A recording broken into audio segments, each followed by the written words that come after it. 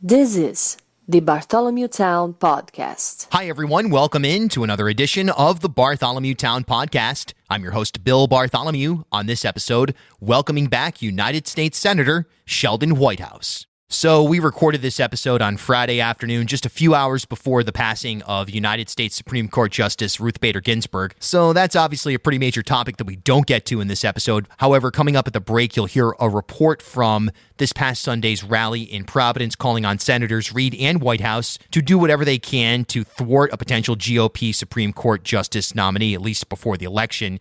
And you'll hear the senators' joint response to that call from protesters that were gathered downtown this past weekend. Always a pleasure to have the senator on, and always a pleasure to have you on board Bartholomew Town as well. If you want to support the pod, a great way to do so is to subscribe, rate, and review. And for exclusive monthly content, head over to patreon.com/BartholomewTown. That's where you'll have the opportunity to become a B-Town insider. Okay, without further ado, let's get right to it on this one. Senator Sheldon Whitehouse, back on B-Town. Thanks for having me on. A pleasure. Welcome back. One of the big things that we're hearing now is in terms of the federal conversation is the next stimulus, quote unquote, the next CARES Act money, the next round of, I guess, infusion of capital that can benefit businesses and individuals. So out of the gate, where does that stand from your standpoint right now? Well, I consider it kind of economic life support for the economy while people have to restructure their lives around COVID. And obviously the House has passed a very robust and helpful bill that I think would be as effective, if not more, than the CARES bill that we passed. It ran afoul of Mitch McConnell in the Senate, who first said that he felt no urgency and then said states should go bankrupt. And is now starting to come around to trying to figure out what he can do. The problem on the Republican side is that they don't have a negotiating position. The president says one thing, his chief of staff says another thing, his lead negotiator, Steve Mnuchin at Treasury, says something else, and both Mitch McConnell and Kevin McCarthy in the House, the leaders, have their own separate points of view. So it's really hard for Democrats to negotiate it's hard for anybody to negotiate with an opposing party that doesn't know what they want. I hope that there was a breakthrough with Trump's latest tweet, which scolded Republicans, which would include his own chief of staff, for being cheapskates with funding in the COVID crisis. So we'll see whether that leads to anything, but there's clearly a path to a deal here if the Republicans would be willing to find it and could get out of their own way. Yeah, it's as if they keep moving the goalposts just for the sake of continuing an argument. It's hard to really, as you say, wrap your head around what's going on from, what's the end game, what's the intention, and how do we get there as far as the Republicans' position. It just seems like let's stretch this out as much as possible. You may be even giving them a little bit too much credit to suggest they're moving the goalposts, because that implies a deliberate plan and negotiating strategy to keep moving away from a deal to get more and more and more. This is much more like random incompetence and quarreling and not being able to sort out your stuff. So the goalposts do move around, but I don't know that it's pursuant to a plan. Yeah, just sort of happenstance at this point. Moving to COVID here in Rhode Island, we've seen the numbers at one point peak, and Governor Raimondo, Dr. Alexander Scott, the whole operation here has done a pretty good job, to say the least, of keeping those numbers down. Just today, we see Providence College with 120 reported cases. We're hearing from teachers inside the buildings that are saying, hey, look, in terms of K-12 inside the buildings, that are saying there's a lot of challenges here. So in terms of back to school, heading into a second wave, from your federal position, are you confident that we are in a spot now where we can start to ease back to normalcy, or should we be still sort of on the pause button that we experienced for the most of the last 6 months? I think there's such a big unknown that we kind of have to feel our way through it. Watching the data very, very closely, getting as much information particularly current testing information, as possible and trying to make the right decision. Clearly, everybody wants to resume school, and there are hazards to in-person learning, but there are also hazards to remote learning. So it's not as if there's an easy path either way. And I think it's been challenging for some of the school districts to work through it. And I think it's been challenging for the Raimondo administration not to know whether they're going to get more federal money or not to know whether they're going to get more clearance to utilize the federal money in different directions. So to be prudent, they've had to hold back a little bit. And I think that's been frustrating for them and for everyone. But I think the general strategy of trying to find your way forward while watching very carefully to see what the response is from the disease and from learning is the right path. And you just have to kind of try to do it. You know, on the same day that we heard the news about Providence College, I was just on the phone with the president of Bryant College, and they're testing like 1,000 tests a day of their students. I think maybe it was 1,000 a week, but it's a heavy, robust testing program. And they're at 0.1% in terms of positive response. So, you know, if you're watching very carefully and doing rapid contact tracing, I think you can try to manage your way through this. But unfortunately, sometimes you just have to pull the plug and say, okay, we're back to distance learning. But we have to remember that that has its own costs for the kids involved. Yeah, undoubtedly, particularly in districts where devices or in families where devices are limited or internet is somehow limited. And that applies to rural. Or you can't even get a quiet room in the household because it's a crowded household. So things as simple as that. Absolutely. We've heard from a lot of businesses as well that are saying, look, you know, small businesses that they need funds, whether it's from the existing CARES Act money, which right now is being released in, I guess you'd say, small doses, or from upcoming potential stimulus. What's your message to small businesses in Rhode Island right now? I think, you know, hang in there. I believe more help is on the way. Be innovative and try to reach your customers in new ways. There are businesses that have taken a look at this problem and really dove into finding solutions. One of my favorites is, you know, the Matunic Oyster Bar, Perry Reso's place, which is kind of a nationally famous restaurant. And it was always jammed, but with COVID, they couldn't jam the restaurant any longer. So they went to an incredibly robust takeout operation, very efficient. You like drive through, get your number, get your order, and you're back out again. So they moved, they went from having a really crowded restaurant to having a really crowded parking lot as people moved through, got their food, and went on. And I think we've seen a lot of Rhode Island businesses who have been pretty successful, at least at mitigating the harm here by looking at new ways to deliver for their customers. This is obviously anyone's guess, but do you feel good about 2021, some return to normalcy based on what you're hearing as far as vaccines and other, I guess you'd say, treatment strategies that may be forthcoming? Yeah, I do. I think the prospect for very robust testing, the prospect of a potential vaccine, the prospect of different businesses being able to adjust and recenter in a safer mode of delivering their services and products. I think all of that can settle in so that, you know, 2021 is a year, with any luck, we can start to look about putting this behind us. As it is, here in Rhode Island, it looks like some of the really worst stuff we can already look at putting behind us. I mean, it wasn't too long ago that the governor was setting up a field hospital in the convention center so that the hospitals weren't simply overwhelmed and had to close, or people waiting for treatment in the parking lot. That was a pretty scary eventuality when we were walking through all of that. I think that eventuality is right now in the rearview mirror. Knock on wood, things can always still go wrong with the pandemic. But we've been through some very rough prospects. Shifting gears to climate, and the other day I think it was last Tuesday, I was at Newport City Hall and walked down Broadway towards the courthouse, and there's that break, I think it's Marlborough Street, where you get a nice shot of the harbor. And I looked down, I turned to my right, and I've seen that image, I don't know, 1,000 times in my life.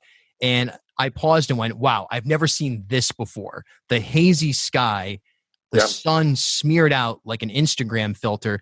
This, the result of smoke from the West Coast.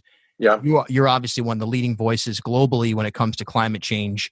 What's your take on everything we're experiencing right now in this above average intensity forest fire situation and several other issues that are basically behind the scenes because of the severity of COVID and other social justice issues happening with respect to climate right now? Yeah, well, if you think of climate, obviously causes a lot of storms and wildfires and other things. But if you think of it as a storm itself, we've been through the stage where the meteorologists are saying, hey, there's a big storm offshore and it's heading our way, to being able to look up and see the clouds, to feeling the first gusts and spatters of rain, to now being on the leading edge of the storm and really feeling it. And I think that's changing the public perception about this, which is very helpful. There's also been an array of very powerful business work done, most recently by the Business Roundtable, by the Bank for International Settlements, and by the Commodities Futures Trading Commission. But I could add another 20, warning that our economy is going to hit a crash of one of several kinds, and maybe more than one, if we don't get ahead of this. So the business community, which has long been absent without leave, except as a public relations matter on climate, is now starting to think, oh my God, my business model is at stake here. We're going to have to do something. And that's starting to show up. And so you're starting to see people from the business community beginning to take it a lot more seriously. In my world, what has happened is that this was always bipartisan until 2010. Citizens United, that god-awful decision came down. The fossil fuel industry traded in its pre-Citizens United muskets for its post-Citizens United tactical nukes, and went to the Republican Party and said, we crush anybody who crosses us. This is the end of bipartisanship. And sure enough, more or less that day, it ended. So we've had a lost decade in which the fossil fuel industry has had complete sway over Congress through the Republican Party. The arrival of big ag, big tech, the finance industry, Wall Street, consumer products into that fight could be a huge sea change for Congress, particularly with, going back to where I started, this change in public perception now that we actually are experiencing the leading edge of the storm. So I'm actually pretty optimistic that in the next year, something big is going to happen one way or the other. And we just have to continue to put a lot of pressure on the business community to bring its values about climate change to Congress, because they tend to be left out in the parking lot and not actually brought into Congress. Someone the other day who works in forestry here in Rhode Island was speaking to me on sort of off the record, just a conversation that, hey, look, there are plenty of dead trees in Western Rhode Island that could create a similar, outbreak of forest fires if things didn't go well. So that in turn should be a jobs creation program for more people to be working in the forestry sector. By and large, we're sort of seeing this economy of new energy, economy post climate change awareness emerge. So hopefully it includes a job creations element, but also getting this dialed in as best as possible. And to go from the forests to the oceans offshore, you want to look at jobs, look at all the offshore wind construction that is pending and seeking approval. It's hundreds of billions of dollars of work that is just waiting to be done. And what the fossil fuel industry has gone through phases of its climate denial scheme. And as they've been exposed as liars over and over again, they retreat a little bit to the next trench and tell a new set of lies, and then those get exposed and they retreat to a new set of lies. And their last lie right now has been, yeah, climate change is real, but if we try to fix it, it's going to be so damaging for the economy. And that is a complete lie. First of all those business reports show that if we don't do anything, that's where the real damage is. But as you've pointed out, there are jobs in getting this right. There is a whole green economy out there. It's a global economy, and we need to be participating in it and winning it. This is a jobs creation thing to get climate right, not a job killing thing. Discover over 200 episodes of Rhode Island's podcast of record, the Bartholomew Town Podcast, on Spotify, Apple, or wherever you get your pods. Or head over to our website, ripodcast.com. Several hundred rallied in downtown Providence on Sunday, calling on Senators Reid and Whitehouse to do whatever they can to thwart a potential GOP Supreme Court nominee. Former State Representative Aaron Regenberg was one of the organizers. There are things that Democratic senators can do even if they're not in the majority. They didn't do it last time around with Merrick Garland. The two senators released a joint statement during the rally saying, in part, "We will stick to our principles and do what is right." In downtown Providence, Bill Bartholomew for B-Town News. We've seen throughout this year an uptick in at least the awareness and the size and scope of the social justice movement surrounding Black Lives Matter and beyond. COVID has obviously exposed inequities with respect to healthcare, with respect to education. Where do we go from here with addressing these very severe, almost baked in the cake type of problems in the U.S. and also with, from a messaging standpoint, getting people on board to understand it's not just rioters versus patriots or some kind of narrative that's been portrayed? Yeah, I think the Republicans have done a very good job of creating that fake narrative and trying to diminish or deprecate all the people who, in good faith, perfectly peacefully, and with an ardent desire in their hearts to make things better, went out and protested the way Americans are allowed to do, to make their views heard. They obviously don't want that, so they've turned it into the sort of patriots versus rioters narrative. I really do think it is important that we disavow the rioters and that they face whatever legal perils their conduct entitles them to, because they're doing enormous damage to their own cause by creating the crutch for this narrative to stand on. So I'm completely fed up with the rioting and violence activity. I think it never had any proper role. That peaceful protest wins better. But now it's kind of gotten out of control, and now it's constantly feeding this right-wing narrative to the point where you almost wonder if there isn't a sort of, agent provocateur type thing going on, where they're creating activities that they can then criticize, like the stuff Putin used to do in Chechnya. He'd cause some terrible thing to happen, and then he'd go in to remedy it. It's an old game. But I think we really do need to respond. It was heartbreaking to see the Booker and Harris bill get responded to with a bill that no Democrat was consulted on, that we voted down on the floor because we hadn't even had a serious bipartisan conversation, and that then just killed it. Mitch McConnell just walked away, not interested. So I think it's got to be an early priority for a Biden administration if we're fortunate enough to have such a thing. And we got to prove that all this effort works and show the world again that America always steps forward and moves in the right direction. If I could make one local point, I've been involved in this as Attorney General and U.S. Attorney and working for in the political world for quite a while. And we have some unsung heroes here in Rhode Island in the community leadership and in law enforcement leadership who've been working through community policing, through driving while black, through arrest rates, through learning how to treat people who've been arrested for their medical or mental health needs more than just for their criminal conduct. And we've made a ton of progress in the last 20 years. And that trajectory is very good, and the relationships are solid.